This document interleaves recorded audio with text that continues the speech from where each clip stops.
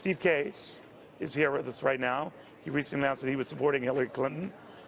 And now we've got some craziness going on. What do you make of it? It's a little crazy. I think it's a sad day for our democracy. I was coming to the debate hoping we'd talk about jobs and economic growth, startups. Last week I spent a week on the road on our Rise of the Rest tour visiting places like Nebraska, Colorado, Arizona, New Mexico, great entrepreneurs building great companies. But they're worried about the future. They want to know where things are going. I hope the debate focuses on some of those issues, how it's going to really impact people's lives.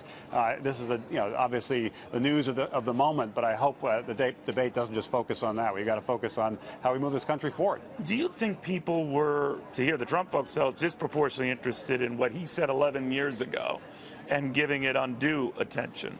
So this was his way to respond to that? Well, personally, I thought what Trump said was reprehensible. I was disappointed and I thought it was terrible. I think doubling down tonight, I don't think it's helpful to his campaign. I don't think it's helpful to the country. I think most people out there view this as not the main event. It's how do we make sure this country remains the most innovative entrepreneurial nation? What are the policies around investment incentives? How do you change taxes? How do you change regulations? How do you level the playing field so everybody everywhere has a shot at the American dream? I think that's what we need to have a topic. Well, maybe they were concerned. No, I definitely see what you're saying, but maybe they were concerned you're going to be, that's Jesse Jackson there, going to make his way to the seats. He's a guest, I believe, of Hillary Clinton. But that the Trump folks are saying, you're going to drag me down in the mud, I'm going to take you with me. I understand the response. I don't think it's a smart response on his part, but I'll leave the punditry to you folks. I think what this country needs is a new direction that takes us forward and really make sure that everybody has a shot at as I said, at the American dream, and particularly we bet on our startups all over the country, not just Silicon Valley, not just New York, which is why we're doing this.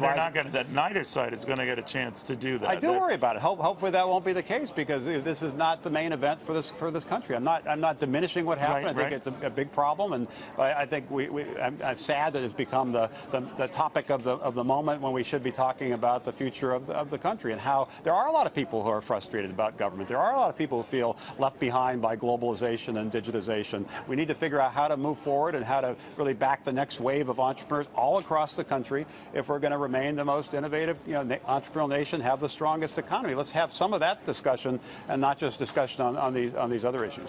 Steve, we had obviously a Donald Trump person on a minute ago, and one of the things that she was arguing was there seems to be a great deal of fixation on what Donald Trump said 11 years ago, as I guess there should be. Even she acknowledged that.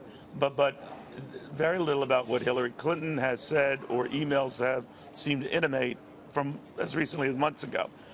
And this is where I want to ask you as a business guy.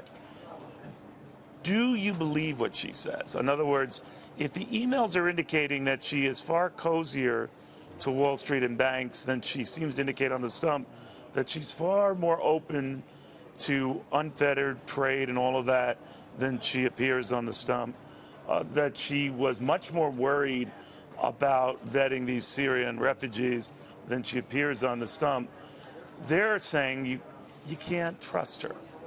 No, I trust her. None of us are perfect, and we all made mistakes, but I do trust her. And as you know, when we talked about this a few months ago... Well, that's what they're saying is a battle of negatives here. But the reason I came out and endorsed her, and as you know, I've never endorsed a candidate before. I've tried to stay out of politics, focus on policy, is I thought she released a very thoughtful, detailed set of policies around how to move the country forward, around economic growth. And Trump has not. You didn't mind the tax hike portion. I'm sorry? You didn't mind the tax hikes. I think, of course, nobody wants to pay more taxes, but I think the Trump suggestion around cutting taxes and blowing up what I think would blow up the deficit, I don't think moves the country forward. So sure, I don't want to pay more taxes, but I'm willing to pay my fair share. You don't think her spending would blow up the deficit?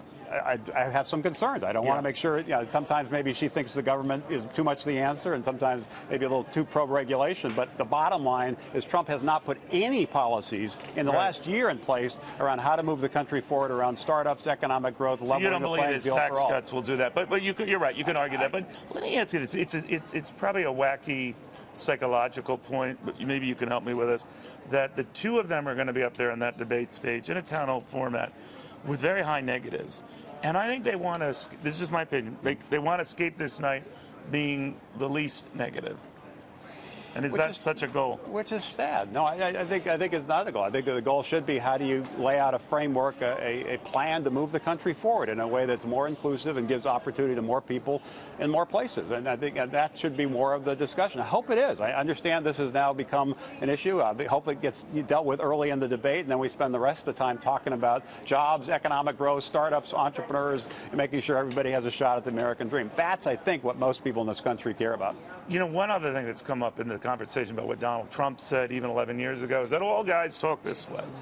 Do you? I'll say that all guys talk this way. That's ridiculous and it's offensive. All guys don't talk that way. I don't talk that way. I don't know most people who talk that way. And the reality is he's 70 years old, not 13 years old. And so I get to suggest this is just the way it's done and all men are like this is ridiculous and offensive to me as a man. Also, by the way, offensive to me as a father with 5 kids, 4 of whom are girls. This is not the kind of leadership we need for this country. But that's not why I endorsed Hillary Clinton. I endorsed her because I believe she has the best policies around economic growth, job creation, startups, entrepreneurs, continuing to build on our 250-year history as the most innovative entrepreneurial nation in the world. Trump could have put policies in place. He is a business person. He is an entrepreneur. He has not. He's been critical, but he's been critical on an issue I know near and dear to you, on this issue where we're ceding the internet to this international group.